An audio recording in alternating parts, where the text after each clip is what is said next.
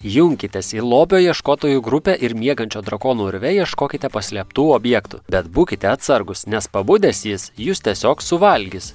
Paruoškite žaidimą. Į atidarytą žaidimo dėžutę sudėkite ir sumaišykite visus objektų žetonus. Tai bus drakono urvas. Objektų, sapnų ir košmarų korteles padėkite visiems pasiekiamoje vietoje. Drakonui ant uodegos užkabinkite sapnų debesėlį. Visi pasirinkite savo veikėją ir atverskite jo kortelę į kitą pusę. Veiksmų priminimui. Visi žaidėjai gauna po 4 objektų korteles ir atverstas padeda priešai save.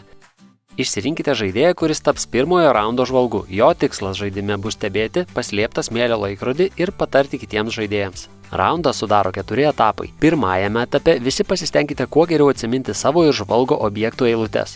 Pagal jas stengsite surasti tinkamus objektų žetonus dėžutėje antrajame etape.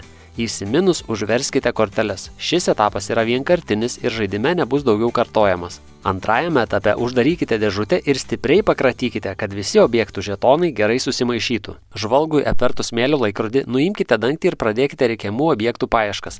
Žvalgas paieškose nedalyvauja, bet gali patarti kitiems žaidėjams, kokių objektų jam reikia ir kiek paieškos laiko liko. Paimtas objektų korteles dėkite savo ar žvalgui virš užverstų objektų kortelių. Laikui pasibaigus, žvalgas sustabdo paieškas. Trečiajame etape žaidėjai atveršia savo objektų korteles ir palygina su surinktais objektų žetonais. Už kiekvieną nesutampant ir trūkstamą objektą perkelkite sapnų debesėlį per vieną drakono nugaros dygliuką link galvos. Dėmesio, jeigu sapnų debesėlis pasieks drakono galvą, šis prabus ir žaidimą pralaimėsite. Paskutinėme etape visi objektų žetonai gražinami į dėžutę, o objektų kortelės vėl užverčiamos. Žvalgas, drakoną ir smėlio laikrodį perduoda žaidėjui iš dešinės ir nuo šiol tampa lobio ieškotoju. Kiekvienas žaidėjas gauna po vieną naują objekto kortelę, įsimena ją ir užverčia savo eilėje. Nepažadinus drakono per 3 raundus laimėsite žaidimą.